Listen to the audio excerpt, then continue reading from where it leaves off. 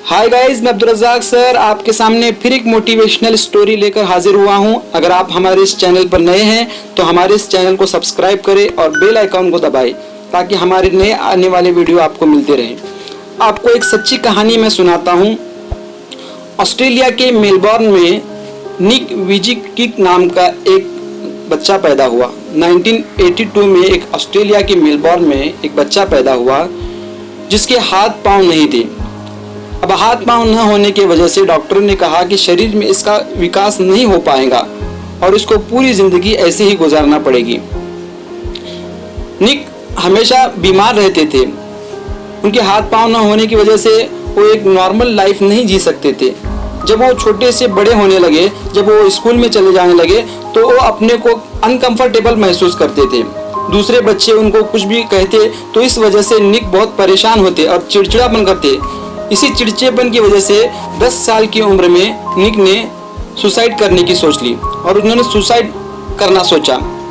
तभी उनके माँ बाप ने उन्हें बचा लिया और उनके माँ बाप ने उनको हौसला दिलाया और उनका हौसला बढ़ाया और उनसे कहा कि तुम भी एक नॉर्मल लाइफ जी सकते हो। उनके माँ बाप ने एक विकलांग व्यक्ति की उनको एक स्टोरी सुनाई, जिस स्टोरी को सुनकर निक इंस्पायर हुए और उन्होंने भी सोचा कि मैं भी अपनी लाइफ में ऐसा कुछ कर दिखाऊंगा और उन्होंने चाहा कि मैं अपनी लाइफ को अपने तरफ से जीना शुरू कर दूंगा।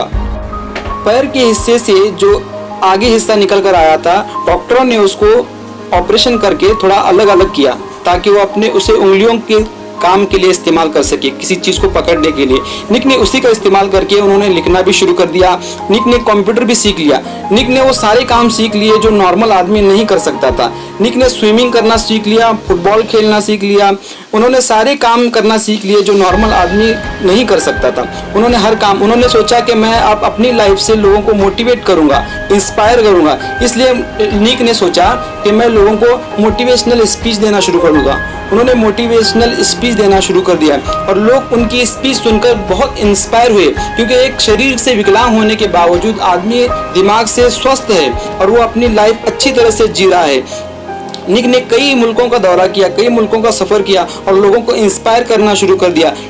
निक आज सबसे बड़े मोटिवेशनल स्पीकर है। वो बड़े बड़े लोगों को मोटिवेट करते हैं। उन्होंने एटीट्यूड इज एटीट्यूड नाम की एक कंपनी शुरू कर दी है जिससे कई लोग उससे जुड़े हुए हैं। उसके बाद उन्होंने लाइफ विदाउट लिम्स NGO शुरू कर दी, जिससे लोगों को अपने देश से बाहर जाकर अपने काम करना आसान होता है। निक ने आज तक 44 देशों की यात्रा की है। उसके बाद निक की 2012 में शादी हो गई और निक के बच्चे भी हैं। निक आज वो सारे काम करते हैं जो नॉर्मल आदमी भी नहीं कर सकता। गाइस, यहाँ सीखने लायक बात ये है कि एक आदमी जो शरीर से पूरी तरह से विकलांग है, जिसके हाथ भी नहीं है, जिसके पाँव भी नहीं है, लेकिन वो सारे काम इतने अच्छे से करता है और सारी दुनिया में फेमस हो चुका है, सारे वर्ल्ड में वो फेमस हो चुका है। सारे लोग उसे देखकर इंस्पायर होते हैं। तो गाइस, हमें सीखने लायक बात यहाँ है कि हमारे पास तो सारी सब चीज़ें हैं, हमारा शरीर बिल्कुल स्वस्थ है, तो हम भी अपने लाइफ को अच्छी तरह से जिए, अपने गोल को अचीव करें। Thank you so much.